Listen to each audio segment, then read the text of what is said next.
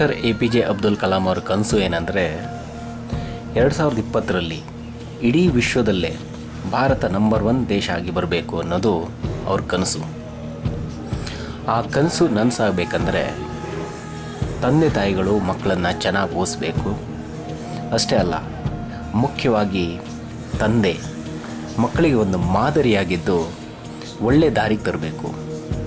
ಇಲ್ಲಾಂದರೆ ಮಕ್ಕಳ ಭವಿಷ್ಯ ಏನಾಗುತ್ತೆ ಅಂತ ನೀವೇ ನೋಡಿ. ಇವನ ಹೆಸರು ರತನ್. ಚೆನ್ನಾಗಿ ಓದ್ತಾ ಇದ್ದ. ಆದರೆ ಇವನ ತಂದೆ ಕುಡಿಯೋಕೆ ಹಣ ಇಲ್ಲ ಅಂತ ಇವನ್ನ ವರ್ಕ್ಶಾಪಲ್ಲಿ ಸೇರಿಸ್ಬಿಟ್ರು. ಪಾಪ, ಚೆನ್ನಾಗಿ ಓದೋ ಹುಡುಗ ವರ್ಕ್ಶಾಪಲ್ಲಿ ಹಗಲು ರಾತ್ರಿ ಅಂತ ಕಡಿಮೆ ಸಂಬಳಕ್ಕೆ ದುಡಿತಾ ಇದ್ದಾನೆ. ಇವನ ಹೆಸರು ರಾಜು. ಶ್ರೀಮಂತರ ಮಗ ಕೇಳಿದಾಗೆಲ್ಲ ಖರ್ಚಿಗೆ ಕಾಸು ಕೊಡ್ತಾಯಿದ್ರು. ಇವನು ಜಾಲಿಯಾಗಿ ಖರ್ಚು ಮಾಡ್ತಾ ಇದ್ದ. ಇವನ ಹೆಸರು ದಿಲೀಪ್ ಸಾಗರ್ ಅಂತ.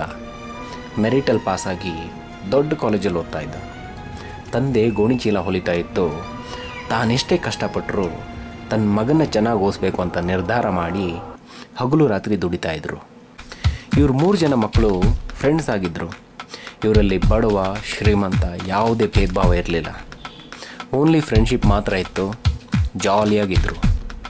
ರಾಜು ಕಡಿಮೆ ಮಾರ್ಕ್ಸ್ ತೆಗೆದಿದ್ರು ತುಂಬ ಡೊನೇಷನ್ ಕೊಟ್ಟು ದಿಲೀಪ್ ಓದ್ತಾ ಇರೋ ಕಾಲೇಜಲ್ಲೇ ಓದ್ತಾ ಇದ್ದ. ಆದರೆ ಕ್ಲಾಸಿಗೆ ಸರಿಯಾಗಿ ಹೋಗದೆ ಒಂದು ಹುಡುಗಿನ ಲವ್ ಮಾಡಿ ಅಪ್ಪನ ದುಡ್ಡಲ್ಲಿ ಅವಳ ಜೊತೆ ಜಾಲಿಯಾಗಿ ಸುತ್ತಾ ಇದ್ದ.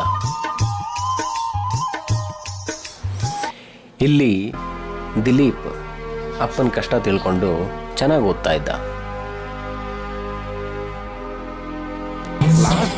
ಇವತ್ತು ಫ್ರೈಡೇ ಅಮ್ಮ, ಕ್ಲಾಸ್ ಗೆಟ್ ಔಟು, ನನ್ನ ಹೀರೋ ಕಟ್ಔಟು, ನನ್ನ ಡಾರ್ಲಿಂಗ್ಗೆ ಟ್ರೀಟು. ಲವ್, ಅವಳು ಯಾರು ಗೊತ್ತೇನೋ? ಮಚ್ಮಾದ ಮದುವೆ ಆಗೋ ಹುಡುಗಿ. ಈ ಮಚ್ಮಾದ ಸ್ಕೆಚ್ ಹಾಕಿದ್ರೆ ಮಿಸ್ಸೇ ಆಗಲ್ಲ.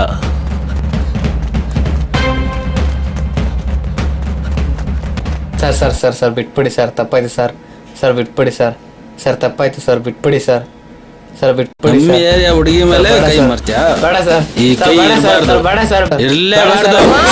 ಲವ್, ಅವ್ನ ಏರಿಯಾ ಹುಡುಗಿ ಮೇಲೆ ಕೈ ಮಾಡಿದ್ದಕ್ಕೆ ಕೈ ಕತ್ತರಿಸ್ಬಿಟ್ಟ ಅವನು. ಇನ್ನು ಅವನ್ ಮದುವೆ ಆಗೋ ಹುಡುಗಿ ಜೊತೆ ನೀನ್ ಸುತ್ತಾ ಇದೆಯಾ ಅಂತ ಗೊತ್ತಾದ್ರೆ ಸುಮ್ಮನೆ ಬಿಡ್ತಾನ? ಲವ್ ಮಾಡಬಾರ್ದು. ನಿನ್ ಥರ ಲವ್ ಮಾಡಿದ್ರೆ ಈ ಜಗಕ್ಕೆ ಹೆದರಬಾರ್ದು. ನಂತರ ಲವ್, ನೀನು ಆ ವಿದ್ಯಾ ಹಿಂದೆ ಮಾತ್ರ ಹೋಗಿಲ್ಲ, ಓದೋ ವಿದ್ಯೆಯಲ್ಲೂ ಹಿಂದೆ ಇದೆಯಾ ನೋಡು.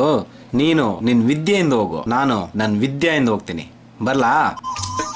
ಹೀಗಿರುವಾಗ ಒಂದಿನ ರಾಜು ಲವ್ ವಿಷಯ ಅವ್ರ ತಂದೆ ಗೊತ್ತಾಗಿ, ಲೇ, ಯಾರು ಆ ಹುಡುಗಿ? ಯಾವ ಹುಡುಗಿ ಡ್ಯಾಡ್? ನೋಡು, ನನ್ಗೆಲ್ಲ ಗೊತ್ತು. ಅವ್ನು ನನ್ನ ಕ್ಲಾಸ್ಮೇಟು ಡ್ಯಾಡ್. ಕ್ಲಾಸ್ಮೇಟ್ ಅಂದ್ರೆ ಓಕೆ, ಈ ಲವ್ ಗಿವ್ ಅಂತ ಬಂದ್ರೆ ಆಮೇಲೆ ನಾನು ಸುಮ್ಮನೆ ಇರಲ್ಲ. ನೋಡೋ, ಬೇರೆ ಜಾತಿಗಳನ್ನೇನ ಮದುವೆ ಆದ್ರೆ ನನ್ನ ಆಸ್ತಿನಲ್ಲಿ ನಿನಗೆ 1 ಕಿಲೋ ಕಾಸು ಸಿಗಲ್ಲ. ನಿನ್ನನ್ನು ಮನೆಗೂ ಸೇರಿಸಲ್ಲ ಅಂತ ಹೇಳಿದರು. ಆದರೂ ಇವನು ಕೈಲಿದ್ದ ಹಣ ತಗೊಂಡು ಆ ಹುಡುಗಿ ಜೊತೆ ಊರ್ಬಿಟ್ಟ. ಕೈ ತುಂಬ ಕಾಸಿತ್ತು. ಅವನ ಕಣ್ಣು ತುಂಬ ಅವಳಿದ್ಲು. ಕಾಲ ಸಂತೋಷವಾಗಿ ಕಳೀತಾ ಇತ್ತು. ಕಷ್ಟ ಅಂದರೆ ಏನಂತ ಗೊತ್ತಾಗಿಲ್ಲ. ಕೈಯಲ್ಲಿದ್ದ ಕಾಸು ಖಾಲಿ ಆಯಿತು. ಕಷ್ಟ ಶುರುವಾಯಿತು. ಕಷ್ಟದಲ್ಲಿ ನಿನ್ನ ಜೊತೆ ಬದುಕೋಕ್ಕಾಗಲ್ಲ ಅಂತ ಕಾಲಲ್ಲಿ ಒದ್ದು ಅವಳು ಕಾಣೆಯಾದ್ಲು. ಕಣ್ಣೀರಲ್ಲಿ ಅವನು.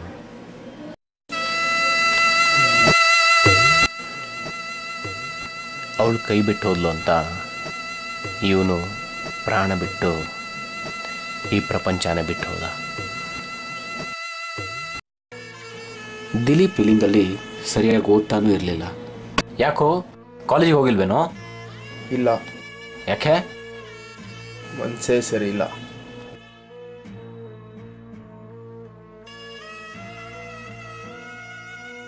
ಸರಿ ಬಾ. ಲವ್, ಕೈ ಬಿಟ್ಟೋದ ಹೆಣ್ಣಿಗೋಸ್ಕರ ಪ್ರಾಣ ಕೊಡೋನ್ನ ಹೇಳಿ ಅಂತಾರೆ. ಅದೇ ತಾಯಿ ಮಣ್ಣಿಗೋಸ್ಕರ ಪ್ರಾಣ ಕೊಡೋನ್ನ ಯೋಧ ಅಂತ. ಹೋದ ನಿನ್ನ ಎಕ್ಸಾಮ್ ಹತ್ರ ಬರ್ತಾ ಇದೆ, ಅದ್ರ ಬಗ್ಗೆ ಗಮನ ಕೊಡು. ಚೆನ್ನಾಗಿ ಓದು. ನಿಮ್ಮ ಅಪ್ಪನ ಕನಸನ್ನು ನನಸು ಮಾಡು. ಕಾಲನೂ ಕಳೀತು. ದಿಲೀಪ್ ಚೆನ್ನಾಗಿ ಓದಿ ಅಮೇರಿಕಾದಲ್ಲಿ ಕೆಲಸ ಸಿಕ್ಕಿ ಅಲ್ಲೊಂದು ಹುಡುಗಿನ ಮದುವೆಯಾಗಿ ತಂದೆನೂ ಅಮೇರಿಕಾ ಕರ್ಕೊಂಡೋಗಿ ಈಗ ಸಂತೋಷವಾಗಿದ್ದಾನೆ. ರತನ್ ಮದುವೆಯಾಗಿ ಹೆಂಡತಿ ಮಕ್ಕಳ ಜೊತೆ ಕಡಿಮೆ ಸಂಬಳದಲ್ಲಿ ಕಷ್ಟಪಡ್ತಾ ಇದ್ದಾನೆ.